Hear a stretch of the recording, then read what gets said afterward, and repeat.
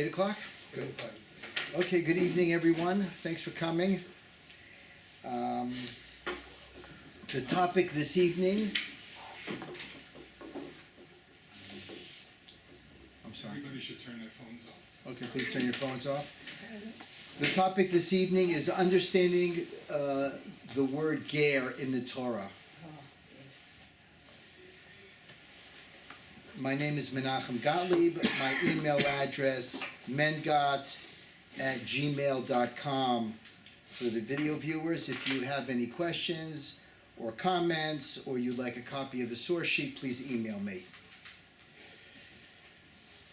It wasn't too long ago that Israel was invaded by a lot of economic migrants who came over from Africa, tens of thousands of them. Many of them are still here. And there was efforts by the government of Israel to deport them, to give them incentive to leave, to offer other countries money to take them in. But the, let's call them the left, in this country, put a lot of money into the campaign to stop it, to thwart the efforts by the government, and to have constant campaigns, and it would go to court, and the Supreme Court would always support the leftists in this battle, and their purpose was to keep all these people here in Israel. Just 1 month ago, crime statistics came out over the last 5 years, what the crime rate from these migrants were. So that's the very first part of the source sheet. Eritrean and Sudanese crime data released for the first time in 5 years. Police, for the first time in 5 years, have released crime data on Eritrean and Sudanese migrants, according to Ynet. The report on Sunday said there were 543 cases, open cases, on Eritrean and Sudanese migrants for violent offenses. 402 for property offenses, 72 for sex offenses, just in 2017. Why wasn't it released before? Was it a plot that they didn't release it? I don't know. Proportionately, there are more cases open for members of the Eritrean and Sudanese population than the general population and the rest of migrants. The migrant group was accused of 4.3 times more sex offenses, 3 times more property offenses, and 3.4 times more violent offenses than the general public. Many of them live in South Tel Aviv, and if you happen to live in South Tel Aviv, you're afraid to walk out at night, and now you're living in a crime-infested area, thanks to these migrants and the people that want to keep them here. The reason I'm bringing this up is because at this time, during the public relations campaign by the other side, they would use psukim from the Torah to try to convince us that it was a Jewish thing to keep them here. And they would quote psukim from the Torah, giving the impression that, yeah, God wants us to allow these people here, that we were strangers in Egypt and they're strange here and we have to let them stay, etc., etc.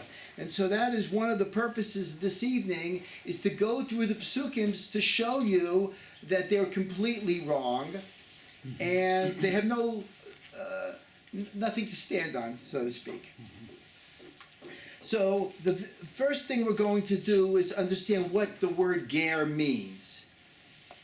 Now look at source 1, Shemot 22:20. Rashi says exactly what ger means.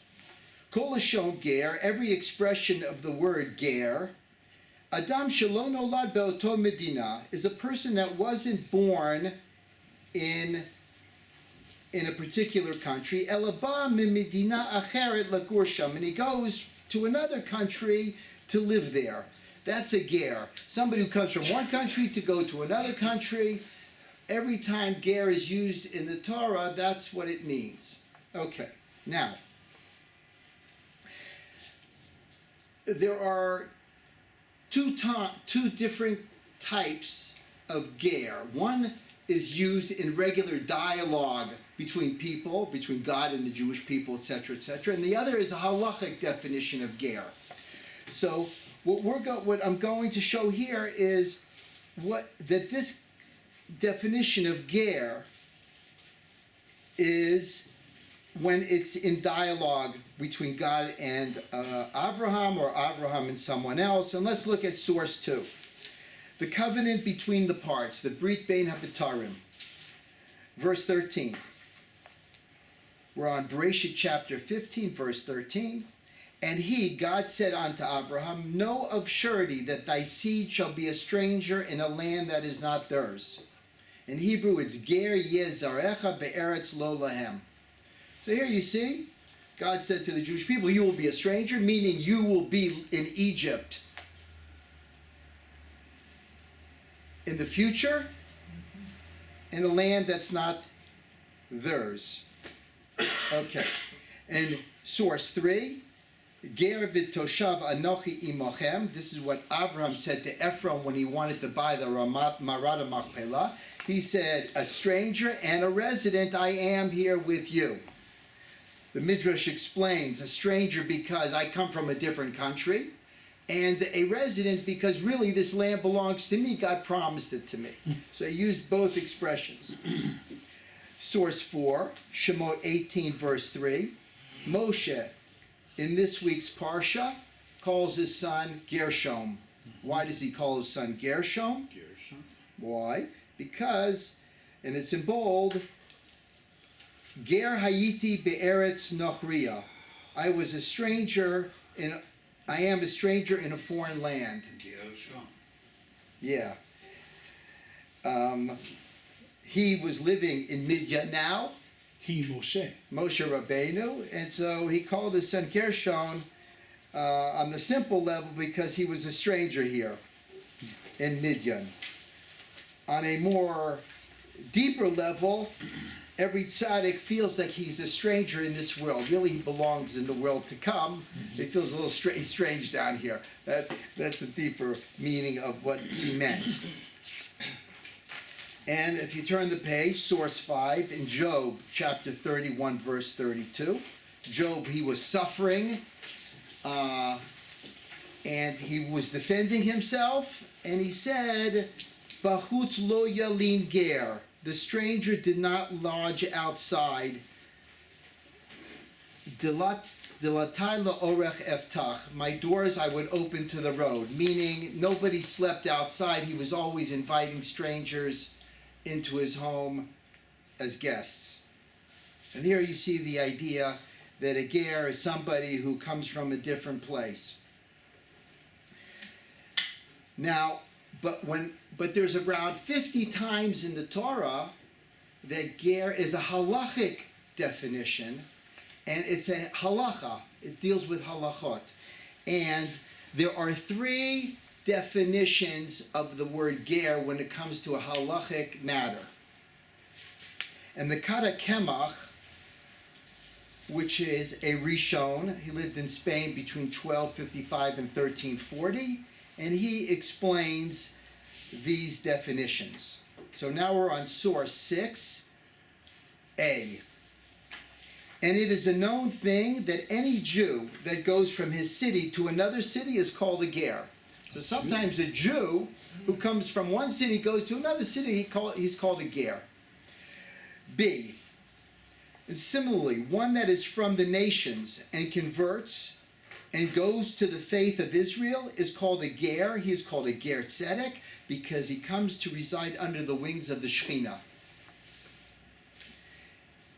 Most of the time in the Torah, when it says ger, it's referring to the convert. Because he really made a far trip.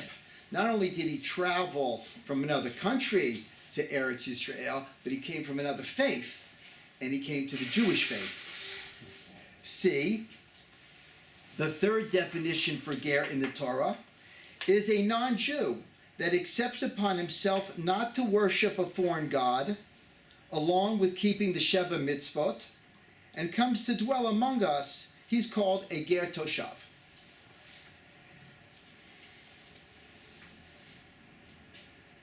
Okay.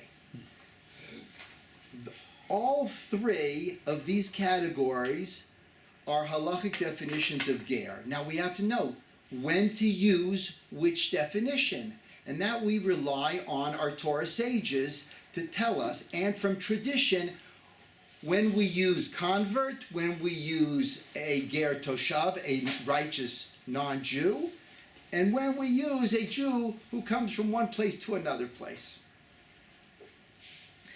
Okay, So, now, do you take questions, or do you want it just at the end? okay, let me go a little further and then I'll take your question. You can write it down. Okay, the next section deals with 4 psukim that are very much distorted, and that's where we're going to go into them. Source 7, Shemot 22:20. V'ger lo toneh, you shall not wrong a stranger. V'lo tilchatzenu, and you should not oppress him. Ki ger hayitim be'eretz Mitzrayim, because you were strangers in the land of Egypt.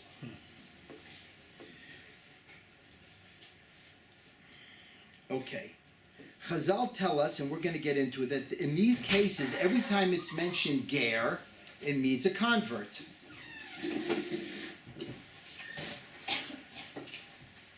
So what does it mean here? V'ger lo toneh, a convert you should not oppress, you should not wrong, you should not financially oppress him. Why? Because you were strangers in the land of Egypt. So how does that fit? The convert, he's a stranger. As I explained, because he comes from a strange land and he comes from a strange religion, right? And he comes to our faith. So we need to be sensitive to him, because we were once strangers in the land of Egypt, and we know how it feels not to feel comfortable. So therefore, he who's a righteous person, he comes in our area, so to speak, we have to be more sensitive to him. That's what the Torah is telling us. Isn't that the argument that they make, to try to keep them to stay, not to throw them out? You know, the Ethiopians and the others that are there, that the left makes, isn't that the argument that they make? Okay. It's not They're not making the argument that he's a convert. They're making an argument that, yeah, he's a stranger, and therefore he should be able to stay because the Jewish people were strangers. That's what the left would like to tell us.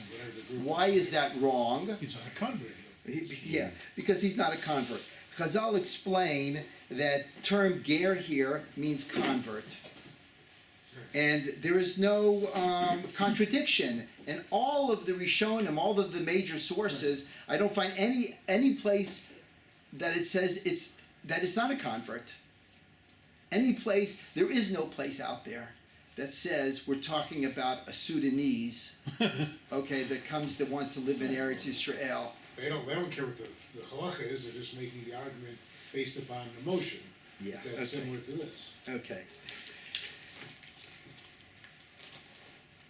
The next, we're on source 8, Shemot 23:9. Again, v'ger lo tilchatz, a stranger you should not oppress. V'atem yedatem et nefesh hager, you know the soul of the ger. Ki gerim hayitim be'eretz Mitzrayim, because you were gerim, you were strangers in the land of Egypt. Again, and we'll see soon, only talking about a convert. Because I was thinking, maybe there's some source out there that says differently. There is no source out there that says differently.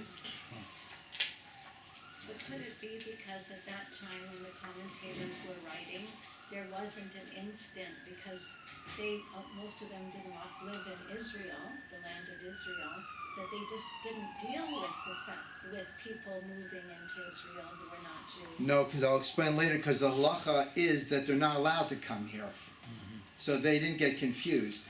There was no confusion here. Question, does stranger also mean minority? Like somebody being a minority? No, so here, as we'll see soon, ger here, in all these cases, means a convert.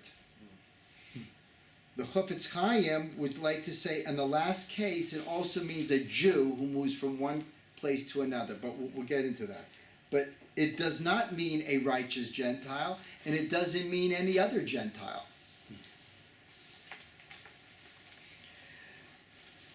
We're on source 9, and I have it highlighted in yellow. Ve'ahavta lo kemocha. You should love the ger like yourself. Ki gerim hayitim be'eretz Mitzrayim.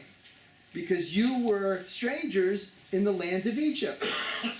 And then if you turn the page, once again, HaKadosh Baruch Hu tells us a very similar thing.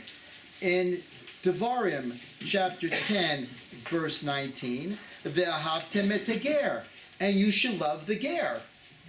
Ki gerim hayitim be'eretz Mitzrayim. Because you were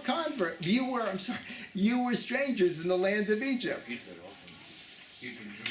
Okay. Now, I wanted to pass around some pictures. Here, this is for this side, and here, this is for this side. You'll see that they use these verses to try to prove that we should allow the Sudanese in and all the other economic migrants in and refugees in, etc., etc. They use these psukim, although, as you'll see shortly, all of the major mefarshim say that this refers just to a convert. They make billboards out of these psukim, right? And they in their protest, this is what they want to show to the Jewish people. It's like the Arab Rub that says, "These are your gods, O Israel," when they're talking about the golden calf.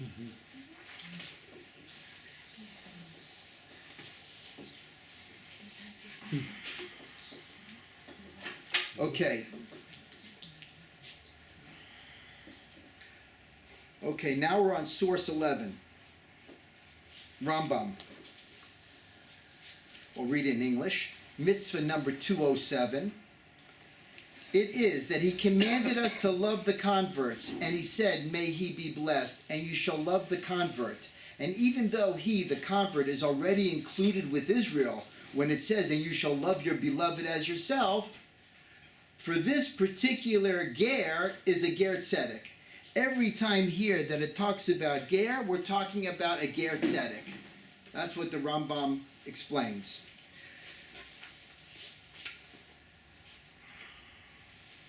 The next paragraph here, one line. Because he entered into our Torah, so the Almighty had extra love for him. Kodesh Baruch Hu has extra love for the convert because he made such a trip to come here and to be part of the Jewish people, and it's not easy.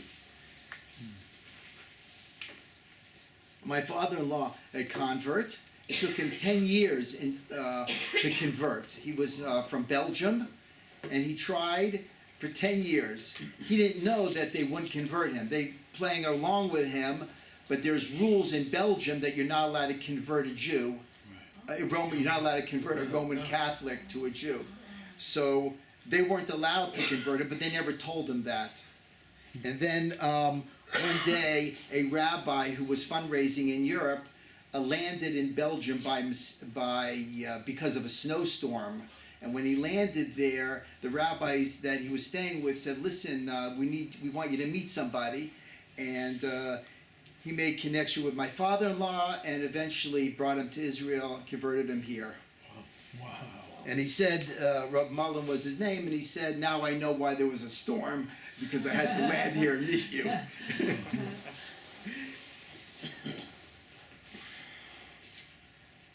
Okay. Not only the Rambam says that we're talking about converts, but the Sefer HaChinuch also.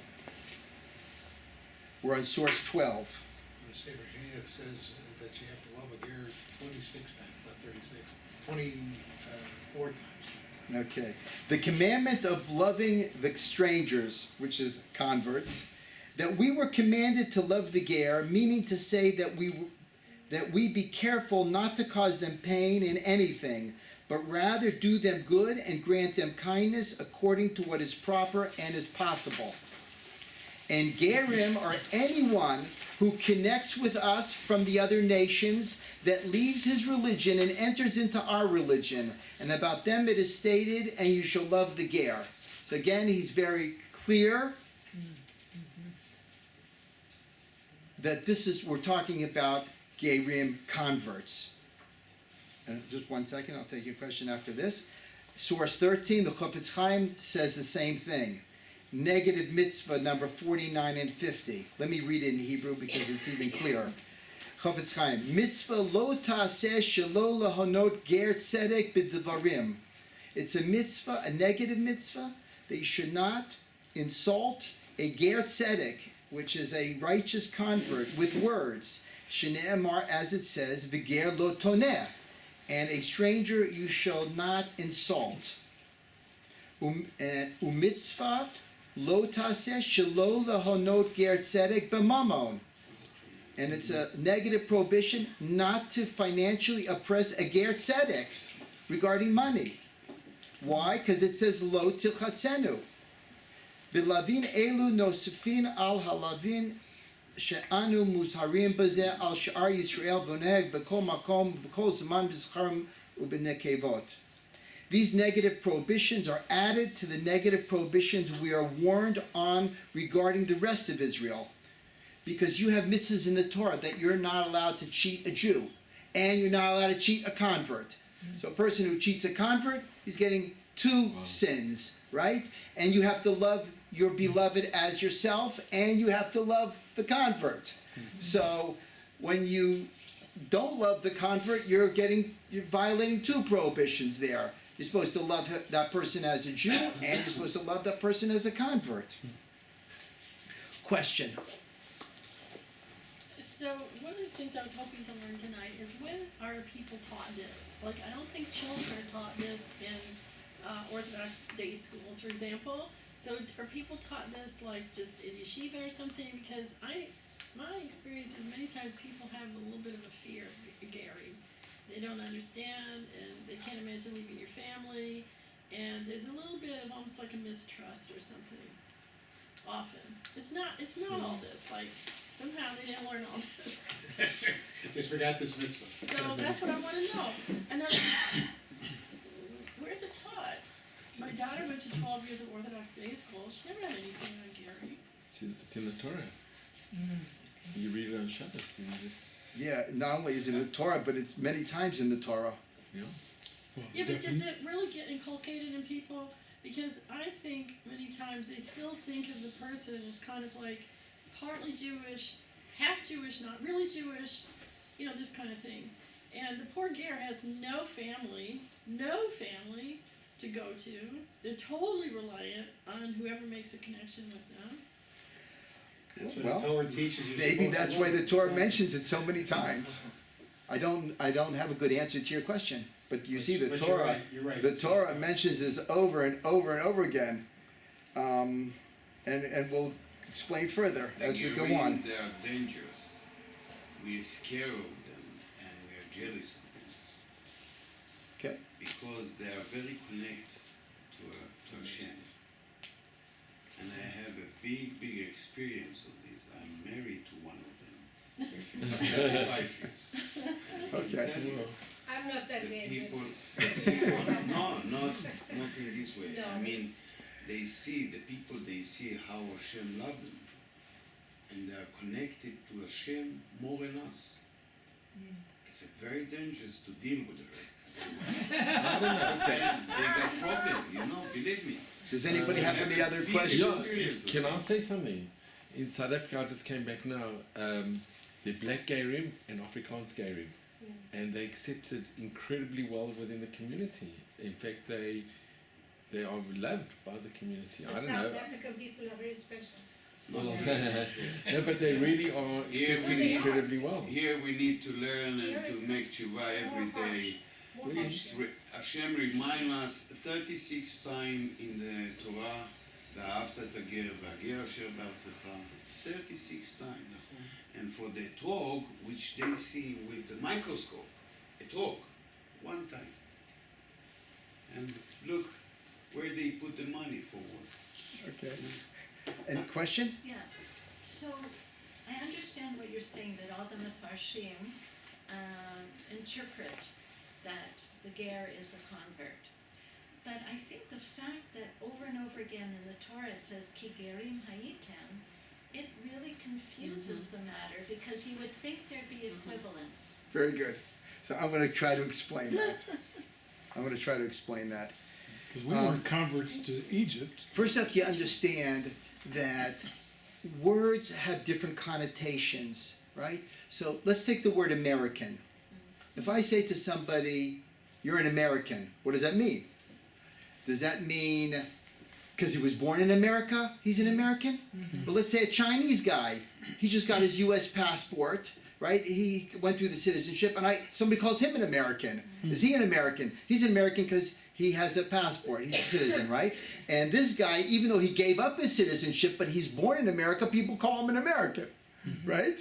And then you could have somebody, if you're in a group of, let's say, communists, and the guy has American values, he expresses like democratic values, let's say, they call him, he's the American, okay? So when we're talking about Gerim, it has different connotations. So when we say we were strangers in the land of Israel, it means that we were in a place, we were in a foreign place. And therefore we didn't feel comfortable. That's the aspect we're talking about. Now this convert, he doesn't feel comfortable in among the Jewish people. He is very sensitive on that, right? Because he's a different place. He came from a different culture. He doesn't have family here. Different language. Yeah. But again, I mean, just to be the devil's advocate, Please. you can argue that the Mefarshim interpreted this way because at the time there were no examples of people who didn't convert, who came to live amongst the Jewish people in the land of Israel. So Well, no. It just says in the wasn't Torah relevant. that a ger toshav, and we have halachas about ger toshav. Right. If a non-Jew Right.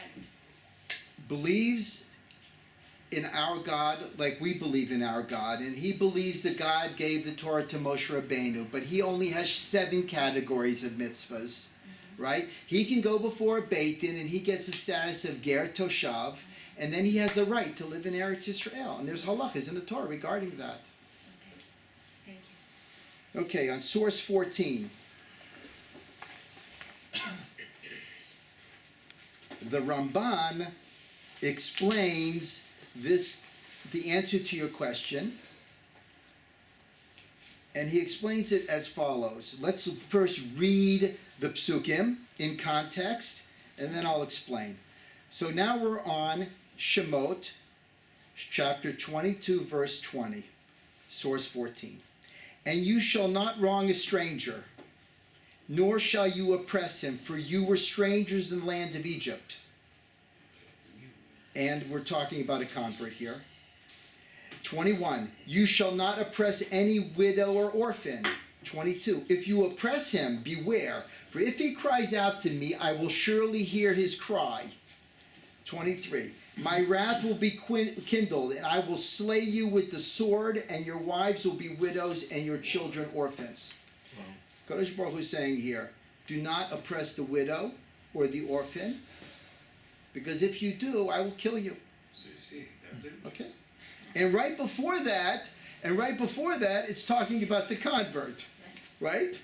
Don't wrong the convert, nor shall you oppress him, for you were strangers in the land of Egypt. So what does the Ramban, Nachmanides, say? He says, you want to understand the pshat?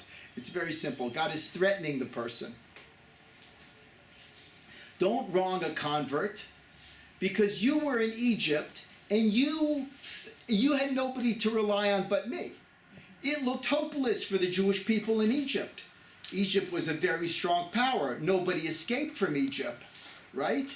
And you could have, and you thought maybe it looked hopeless, except that HaKadosh Baruch Hu runs the show. And I took you out of there with miracles. In the same way, this convert, you think that you can oppress him because he doesn't have any family here, and he doesn't know what's going on, he doesn't know the language and everything. I'll take care of him. Realize, just like I took care of you in Egypt, I'm going to take care of him. And then the Torah goes on with the widow and the orphan, the same idea. So the Ramban says God is threatening the Jew here. Listen, you wronged the convert, you're in trouble with me. It's the same idea. You were in Egypt, you know what happened down there. Same thing's going to happen again. I'm going to come and help this convert. The same way, the next psukim with the widow and the orphan, you mess with them, you're messing with me. Mess with the Zohar. I had an interesting experience about a half a year ago. This woman, I'm talking to her, and she's telling me how she's been cheated, and this one's cheating her, and this one's cheating her. I said, "What are you talking about?" So she tells me she had an apartment and she was renting it out to a religious family, and there was a plumbing bill, and it was 200 shekels, the receipt, and what happened is the person added a zero, made it 2,000 shekels, and then they demanded from her as the landlord to pay the 2,000 shekels. I said, I can't believe that. I said, I can't believe it. So she brings me the receipt. Now, this receipt was written by my son-in-law because what happened? My son-in-law is a plumber. 3 years ago in January, I don't know if you remember, there was a snowstorm here in Jerusalem. It was Friday night, and if you didn't have the water dripping, what happened is the pipes would bust. Yeah, the pipes would bust. So many apartments had this problem. The pressure meter on the roof just exploded. So it happened to this woman's pipes as well, and I remember I happened to actually been there during the conversation because my son-in-law, he got some extra work and he was there, and I remember the whole thing, the conversation, okay? So here I was, I remember the whole thing. I know it wasn't 2,000, I know it was like 200 shekels. I see the receipt in front of me, my son-in-law signed the receipt. I see, they're playing around with the zero, and they put, instead of 200 shekels, to make 2,000. I couldn't believe it because it's a religious couple. I just couldn't believe it. The guy goes, learns in Kollel. So I said, okay, I'll speak to him. She said, forget it. It's already, years already, and it's just, don't just forget it. I said, no, I'm not going to forget this, right? This is, okay, so bottom line is, I wait till a little time. I see the guy, I pull out the receipt. I said, how come you did this? So he doesn't want to admit to it. He says, that lady, she put the extra zero in there to get me in trouble.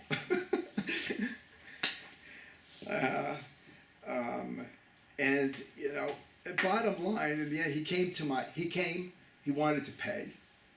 He didn't want to say he was guilty, though, but he was willing to pay the difference between 200 and 2,800 shekels. And while he's there, he's telling me when his business went bankrupt, he lost 100,000 shekels. He had his wife miscarried, he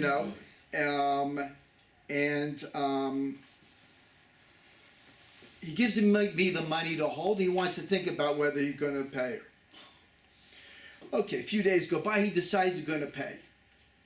And I'm thinking the whole thing is so like miraculous, so to speak. The fact that here is I heard the whole story, something that happened 2.5 years ago. I was actually there. I know all the parties. I figured I didn't know, but then I talked to the lady. I thought she was divorced, but she's a widow. So then it made all sense to me. HaKadosh Baruch Hu wanted to show, this man, he's lucky God didn't kill him. Wow. That's a good story. That's a very good story. So here you see HaKadosh Baruch Hu actually working. Here she cried to HaKadosh Baruch Hu, right? And HaKadosh Baruch Hu really upset with this guy, and really, I can't understand why he did such a stupid thing, But because he's religious, he paid. He knew he was wrong, But, anyway, that's what happened to him. So here the Ramban is saying the same thing. Same things that I do for the widow and the orphan, I'm going to do for the convert. And that's why it's written this way. Because you were strangers and you know that I could save you in almost an impossible situation. And here, in my personal case, 2.5 years later, would you ever dream that you would get the money back?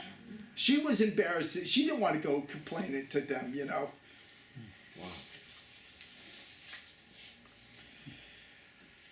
No coincidence. Okay, next. The Ramban. And now, I explained to you what the Ramban said, but you can read it in English at your own leisure. That's source 15. Source 16. There's also a moral lesson here, and that's what the Gemara explains. Why does it say Ki gerem hayitim be'eretz Mitzrayim? So Chazal want to learn out that do not insult the ger. What does that mean? Do not remind him of his past. He is now a full-fledged Jew, and therefore don't remind him that his ancestors or he himself at one point was spiritually low. Why? Ki gerem hayitim be'eretz Mitzrayim, because you were gerem in the land of Egypt. You were just coming out of Egypt. You have to understand, and it was a type of conversion process.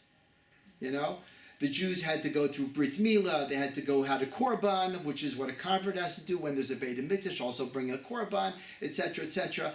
And therefore, the Jewish people in Egypt, they had ancestors that were had a shady background, let's say. So the same thing, Chazal want to give us this lesson. It says in the Gemara is the reason also why it says Ki gerem hayitim be'eretz Mitzrayim. Let's look at it in English. This is in Masechet Gerim. We're on source 16. And a ger you should not wrong and should not oppress him. A ger you should not insult with words and should not oppress him financially. Do not say to him, yesterday you worshipped idols, and until now the pig is between your teeth and you stand and speak to me? You were just eating pig, last week or last year, and now you're talking to me? Don't say such a thing. Do not say to him such, for he is able to say to you that you were strangers in the land of Egypt. Meaning you come also from ancestors that were not so proper. From here, Rabbi Natan said, a blemish that is in you, do not say to your friend. And this is the idea on Seder night. There, we have a concept, is that when we tell the story of the Haggadah, we start out with the disgrace and we conclude with the glory. Okay? And so there's a machloket in the Gemara. What does this mean? Let's read it in English. It's at the bottom of the page. It was taught in the Mishnah that the father of this that's running the Seder, he begins his answer with disgrace and concludes with glory. The Gemara asks, what is the meaning of the term? What with disgrace? So Rav said, the one should begin by saying, at first our forefathers were idol worshippers. Then he goes on to explain how we got the Torah, etc., etc. That's one opinion.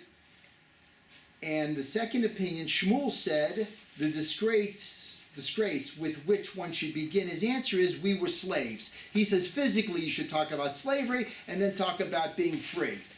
We, on the Haggadah, we do both. We start out also with our forefathers, meaning Abraham's father Terach was an idol worshiper and he made idols and etc. And today, eventually we receive the Torah, etc. And of course also we talk about the slavery in Egypt and how we were redeemed. Okay, we are on source 18. Why love the ger? So there's a positive reason we're supposed to love the ger. And there's a Midrash Tehillim that explains. What is the, because it says in Tehillim, Hashem shomer et gerim, Hashem guards the converts. So the Midrash wants to explain the idea. And it tells a story. Let's say, for example, there's a king, and he has shepherds. And the shepherds take the sheep in and out every day to graze. And there's a gazelle that somehow joined the sheep and goes with the sheep in and out every day grazing. So the king, he very fond of the gazelle, and he tells the shepherd, listen, I want you to treat this gazelle nicely. Make sure nobody hits the gazelle. Make sure it has enough food. So the shepherd says, listen, you have all these sheep and all these goats. Why do you care about this gazelle? So the king says, because this gazelle, really, the nature of the gazelle is to like the open spaces. And nevertheless, it's willing to come and be confined, so to speak, with the sheep and the goats. And therefore, I want you to, we owe a certain appreciation to this gazelle. And that's the, I'll continue on the second paragraph here. The king said to him, it is the way of sheep to graze, but the gazelles, they dwell in the desert. It's not their way to enter settled regions of man, but this gazelle entered and is dwelling with us. Are we not to show gratitude that he left the great and expansive desert, the place where the gazelles and rams graze? He left all of that and came to us. Therefore, we have to show extra special appreciation of the good. So says the Holy One, blessed be he. I have a big appreciation to attribute to the convert. He left his family and his father's house, and he came to me. Therefore, I command concerning him that you should love the ger, and the convert do not insult. And it says Hashem guards the converts. So because of this great love that the convert has for HaKadosh Baruch Hu that wants to join the Jewish people, Hashem shows him a special love and commands his people to take care of this person with the great appreciation that he deserves. 19. Why love the ger? There's a negative reason as well. It says in the Gemara, Tanya Rebbe Eliezer Gadol Omer, Mipnei his hira Torah bilamed vav mikomot. Why did the Torah in 36 places tell us about the convert? And the Amrela, and some say b'mem vav mikomot, 46 places. Why? Why are so many times the Torah tells us over and over and over and over about the convert, and that we have to be careful and not cheat him and love him and ta-ta-ta-ta? Why? Mitnei shesurura, because his going off the derech has disastrous consequences. What does that mean? Go back to his. Yeah, a convert, he runs into trouble, right? He's not treated properly. Speak badly. He runs back home. And he speaks badly on this. Yeah, okay. So, in a certain sense, an Oleh Hadash, all of us probably Oleh Hadashim, we know, not everybody makes it here, right? There's a certain percentage, I think I heard a third, that goes back to live in the United States. They come here with good intentions, but the culture, the language, they don't have the protexia that people who are born here have, right? And it gets difficult, etc., etc. And so the easiest thing is just to go back home. But for a convert, it's a disaster because they come from a different religion. And so here, they have it much harder than just an Oleh Hadash. So therefore, we have to be very careful with them because they're turning off the derech is a disaster. They end up going back, and this happens unfortunately often, and they go back to exactly where they came from, back to their home, back to their religion, etc., back to their communities. So therefore, the Torah warns us 36 times, and some say 46, because the disaster, the consequences of not treating him properly is not good. Okay. We are on source 20. Loving the Oleh Hadash, Chafetz Chaim. So when the Chafetz Chaim talks about you shall love the ger, he also throws in the Oleh Hadash. Let's read it in English. It is a positive mitzvah to love the ger, as it is stated, and you will love the ger. And this is an additional mitzvah on, and you shall love your beloved as yourself, because we already have a mitzvah, Ahavta l'recha kamocha. because a ger, a convert, is also included in the category of Israel. The Holy One, blessed be he loves the ger, as it is written. He loves the ger to give him bread and clothes, as it says in Devarim 10:10. And it is stated, and you know the soul of the ger. The meaning of ger here is one who comes from a different land or a different city to live with us, like an Oleh Hadash, and all the more so a ger that converts. So he learns the Havtim et ger, not only for sure it means the convert, but also comes to include the Jew who comes from a different place, like the Oleh Hadash. Like I mentioned, his turning off the path is not as disastrous, but still not good, because he ends up going back to his country outside of Israel. But it doesn't say that specifically, that it's a Jew. So are you assuming it because of the halachic definition that we read before? Yeah, and I'll look, and as we as you'll see, it's prohibited to allow a non-Jew who is not a ger toshav to live in Eretz Yisrael, and that is another mitzvah in the Torah. And Lo Techanim is another one. Okay, and now I bring down, but it's a good question. I bring down source 21, which is what I quoted before, because I was looking, where does the Chofetz Chaim get this idea that it also applies to a person, who moves from a different city? And there has to be other sources than this, but this is all I could find. 21, and it is known, and it is a known thing, the Kara Kemach says, that any Jew that goes from his city to another city is called a ger. But you said that you didn't find other sources for that. I did find the Sefer Chinuch, when he says V'ahavtem et ger, he says we're talking about converts, but you can learn a moral lesson that it also applies for a Jew coming from a different area to your area. But he doesn't include it as like a Torah commandment where the Chofetz Chaim does. So there has to be, my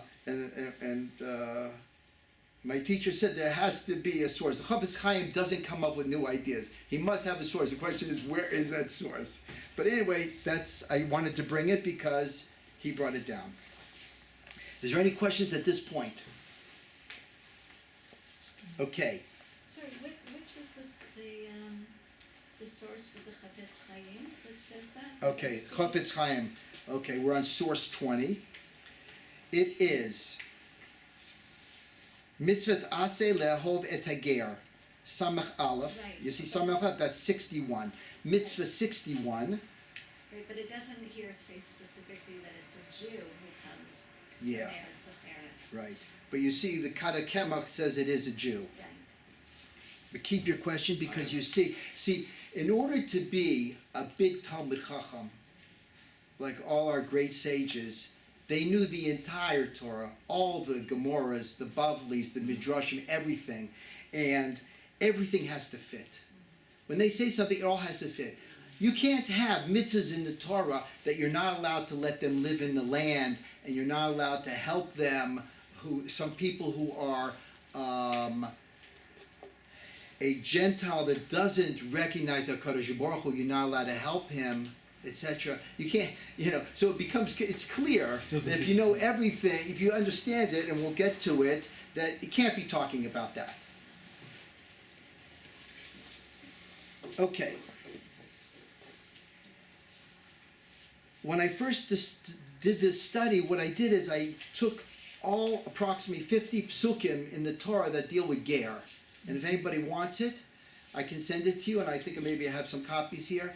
Every pasuk that deals with ger, because I'm trying to understand, put it all together in a framework that makes sense. And it is a little confusing. Why? Because sometimes ger means the convert here, and sometimes it means a righteous Gentile here. So it is confusing. So we rely on our tradition and Chazal to explain to us exactly when it is a convert here and when it is a righteous Gentile here. Okay, presents for the poor. Gleanings for the poor, leftover fruit. We have a mitzvah that God tells us when you have agricultural fields, you have to leave things over for the poor and for the convert and for the Levi, etc., etc. You know, you leave the corners of the fields. If you have olive trees and you beat the branches to get the olives off and there's some left, leave them alone. That's for the poor to come by and take them. And for the convert to come by and take them. And that's number 22 and 23 sources here. For example, I'll read, let's say 23. And when you reap the harvest of your land, you shall not wholly reap the corner of thy field, neither shalt thou gather the gleanings of thy harvest. Thou shalt leave them for the poor and for the stranger, which is the ger. I am the Lord your God. So, in these cases, all these psukim dealing with these agricultural leftovers, what are we talking about? Who's the ger? The Rambam explains, based on a Torah Kohanim, very early Tanaic source, we're talking about a convert here. It's not for anybody else, but when we say ger, we're talking about a convert. Rambam, in English, I'll read it. Whenever the term stranger, ger, is used with regard to these presents to the poor, the intent is a convert to Judaism. So he explains it. All these agricultural gifts, convert to Judaism. That's when it says ger, that's what it means.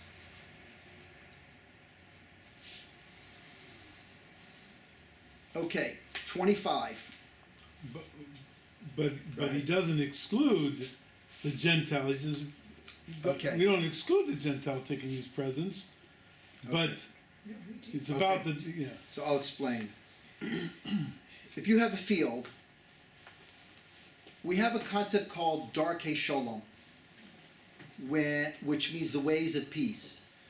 If we are in a situation we are not in control of Eretz Yisrael, the Romans are in control, the Greeks are in control, and we have fields. So for the sake of peace, we allow non-Jews to come in with the Jews to get the agricultural leftovers, and we don't protest. But if he comes, if our fields are open at 8, from 8 to 10, let's say in the morning for this, and this non-Jew comes at 7, we do not let him in. Only when he comes with the Jews, between 8 and 10 is he allowed in. We don't make, the only reason we're letting him in is because he's coming with the Jews and we don't want to protest and cause any kind of a scene. Bad press. Okay. 25. Non-kosher treif. We give it to the righteous Gentile. So here when it says ger, it refers to a righteous Gentile. Let's look at it. You shall not eat any carcass. You may give it to the ger who is in your cities, that he may eat it, and you may sell it to a foreigner. For you are a holy people to the Lord your God. You shall not cook a kid in its mother's milk. Okay? Person has a cow. His cow dies. He can't eat it, so it's not kosher, right? If the cow just died. What does he do with it? It says in the Torah, Lager asher bisharecha titnena ve'achala. To the ger which is in your gates, you give it to him and he eats it. So the Chazal tells us this is a ger toshav. Certainly not a Jew, because a Jew can't eat treif. This is a ger toshav. It says a ger asher bisharecha, the ger, the stranger that's in your gates. Give it to him, he eats it, or sell it to the foreigner, the non-Jew. Would you like the window open or something? Just, if anybody wants air, we can open up the windows or the doors. It's getting cold outside. Okay, fine. Okay. Now, what do we learn from this pasuk? That if he's a righteous Gentile, we give it to him. If he's a non-Jew, we sell it to him. Why? Because the halacha is you're not allowed to give free gift to a to a non-Jew who doesn't recognize HaKadosh Baruch Hu. So therefore, that's what the Torah says. You sell it to him, but if he's a righteous Gentile, you give it to him. That was a different share. You got about giving gifts to them. Okay, Shabbat. We're now on 26. This is one of the 10 Commandments. And it's coming up in this week's Parsha. And the seventh day is a Sabbath unto the Lord thy God. In it thou shalt not do any manner of work. Thou, nor thy son, nor thy daughter, nor thy manservant, nor thy maidservant, nor thy cattle, nor thy ger, the stranger that is within thy gates. Okay, so, and it repeats it again. Let's look at the next pasuk. 6 days thou shalt do thy work, but on the seventh day thou shalt rest, that thine ox and thy donkey may have rest, and the son of thy handmaid and the stranger may be refreshed. Now, with these halachas of Shabbat, it says ger. Why does it have to say ger? So, Chazal tell us that we're talking about, or at least they have different views, but one of these cases is talking about a ger toshav. Even a righteous Gentile has to keep a certain element of Shabbat. What does that mean? He's not allowed to do any work for the Jew.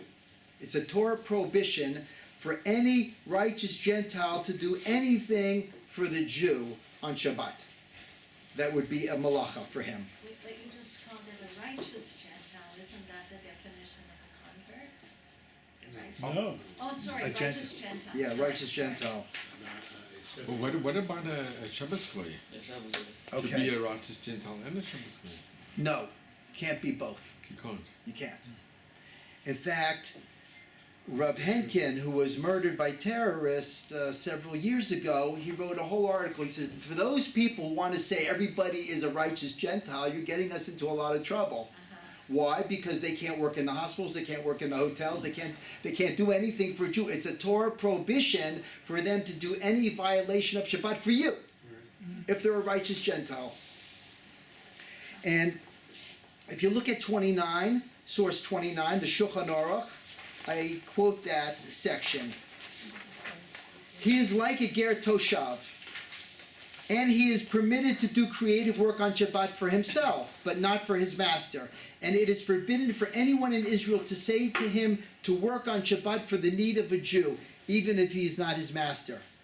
And the Mishnah Berurah explains it a little clearer, like a ger toshav that is not warned regarding Shabbat, but nevertheless it is forbidden from the Torah to command him to do creative work for the Jew, as it is written, and the son of thy handmaid and the ger may be refreshed. So here when it uses the word ger regarding Shabbat, Chazal tells this is a ger toshav. And why would they interpret it that way? Okay. Okay, I'll tell you. To be one of the great masters in Torah, these were for the Tanaim. Every word has to be explained. There is no extra word in the Torah, right? So if there's a repeat somehow, that has to be explained. What is that coming to tell us?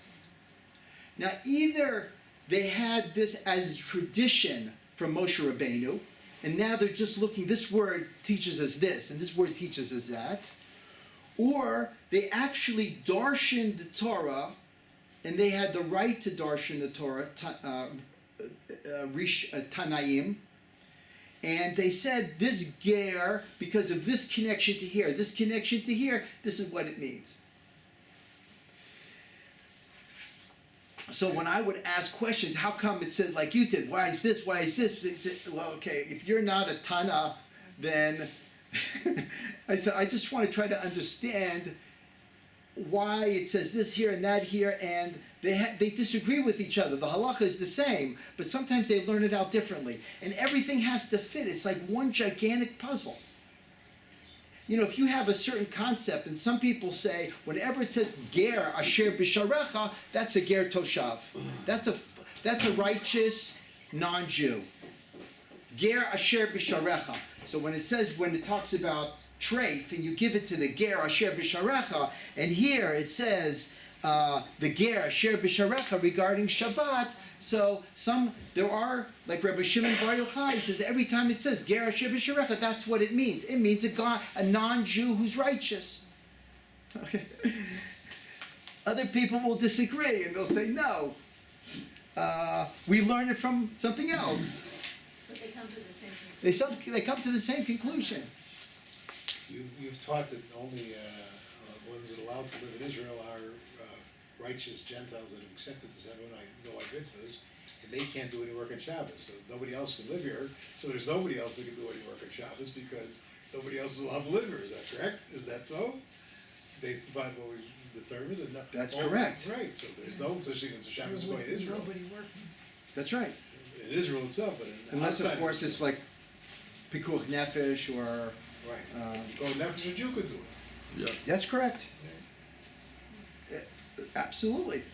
And that's what Rav Henkin was saying. To all these people that want to be lenient and they want to say, all the Christians are ger toshav and all the Muslims are ger toshav. They're stretching things a little bit. He says, you doing that, you're in big trouble. You're violating Shabbat now.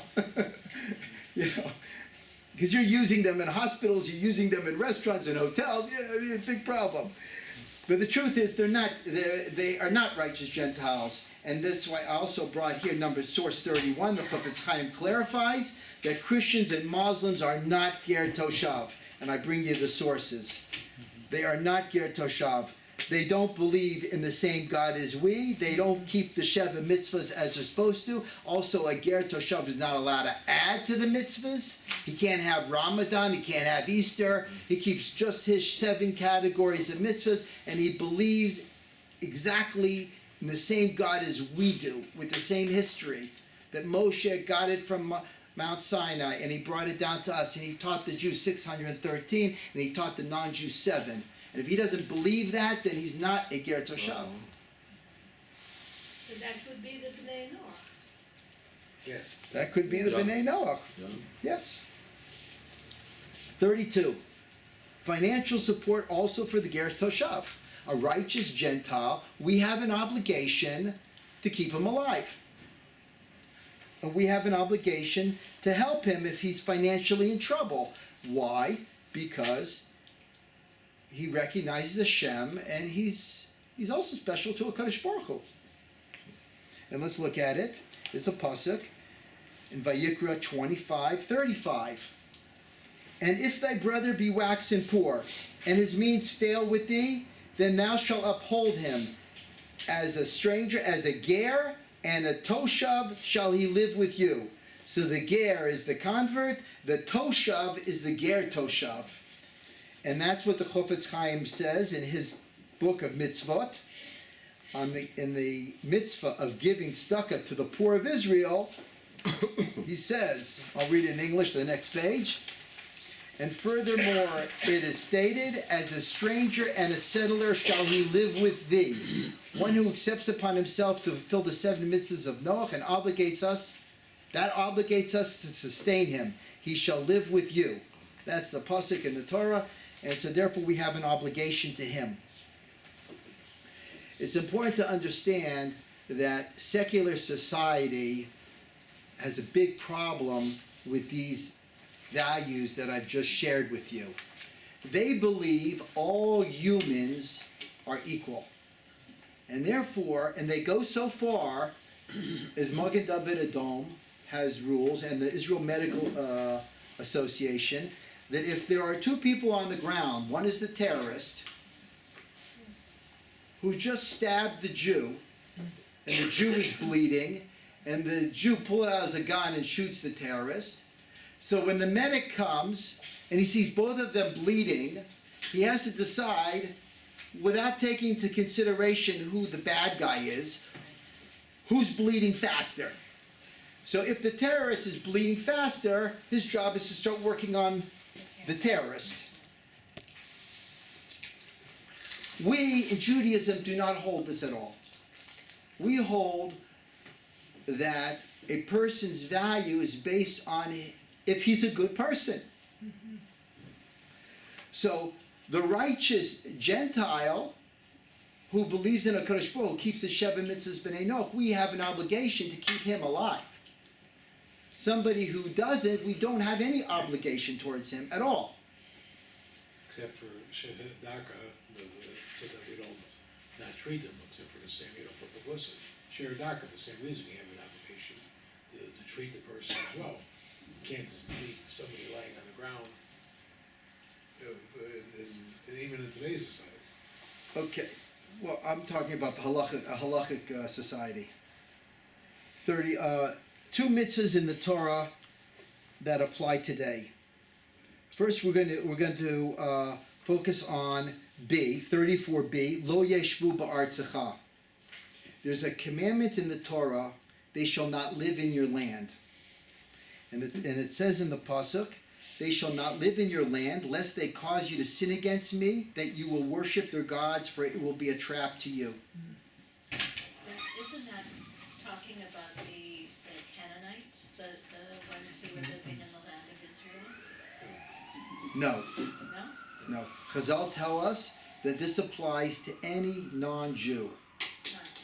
Because here the Torah gives you the reason, right? The Torah says, lest they cause you to sin. There's no difference between a Canaanite and a non-Jewish idol worshiper that happens to be here in the land. They both can get you to sin, right? He can get you to sin just as easily. So Chazal say, listen, there's no difference between the two. Therefore, this halacha applies also to all non-Jews who have foreign ideas that are against Judaism. And that's why the Rambam brings this down. And let's look here on number 37.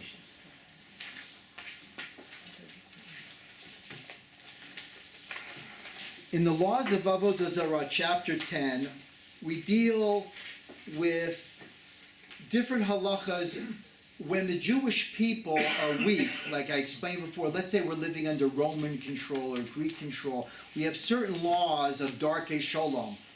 We have to, because we're in a weak situation, so we do things for peace, which otherwise maybe we wouldn't normally do. The Rambam continues. I'm going to read in English. This is the last section here. All the above Darkei Shalom matters apply only in an era when Israel is in exile among the nations or in an era when the non-Jews are in power. When, however, Israel is in power, back in its own homeland, and they control over them, it is forbidden for us to allow a non-Jew involved in foreign worship among us. We're not allowed to let any non-Jew who doesn't recognize Hashem, keep the Sheva Mitzvahs B'nai Noach, allow him to live in Israel.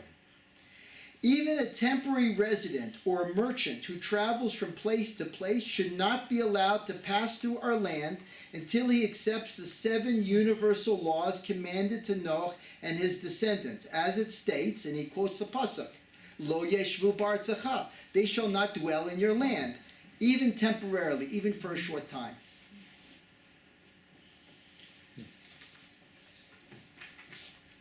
At Mechon Meir, where I offered to tutor over there, there was a boy they gave me to learn with. His name was Daniel. He came from Netherlands. How did he get to the Netherlands? How does a Jew end up in the Netherlands? His mother was an Israelite, was a Jew. She ended up getting married to a UN worker, a non-Jewish UN worker who was stationed here. You know, took her back to the Netherlands, and he was born there. He had a brother too. His brother wasn't interested at all in Judaism. I guess took after the father, and he took after his mother, and he wanted to come back and find his roots. He came back to Israel to learn. So you see that even somebody here temporarily can snatch a Jew, and in this case, a real story. Plus, there are a lot of people here, unfortunately, non-Jews that marry Jews. whether they're Filipinos or whether they're Arabs or Christians, or even if they don't marry a Jew, they're just influencing them. There's hundreds of Messianic synagogues in this country. Hundreds, thousands. Last paragraph. A person who accepts these 7 mitzvahs is a ger toshav.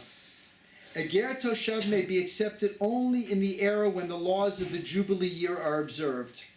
So even though a person's a righteous Gentile, he's allowed to be recognized and get the certificate of a ger toshav only when there's a Jubilee year. When is there a Jubilee year? According to the majority of poskim, when the majority of the Jews are back in their homeland and the Jews are back in their tribal portions. When we have that situation, then we can have a Jubilee year, and then we can start accepting non-Jews to live here that fulfill all the requirements. If we don't have that, so what do we have? The last sentence. In an era where the laws of the Jubilee year are not observed, however, we may accept only full converts to Judaism. So do they have to convert first before they come? Or can you study here? Obviously, Machon Meir would say you can study here. Yeah. So When did the Jubilee year again? once a person is, I think the answer is the following. It's a good question. The answer is the following. When a person goes into the conversion program, he leaves the status of a non-Jew. He's somewhere in between, but he leaves the status. Okay, I want to end off again. If you see these pictures that I passed around, they quote the psukim, they distort what the real meaning is, because it only refers to a convert. Where you say you should love the ger, you should not oppress the ger, you were strangers in Egypt. That's all talking about converts. The Chofetz Chaim adds also when it says love the ger, that also refers to a Jew who came from another country or area to live with you. Okay, you can turn it off now. Shkoyach.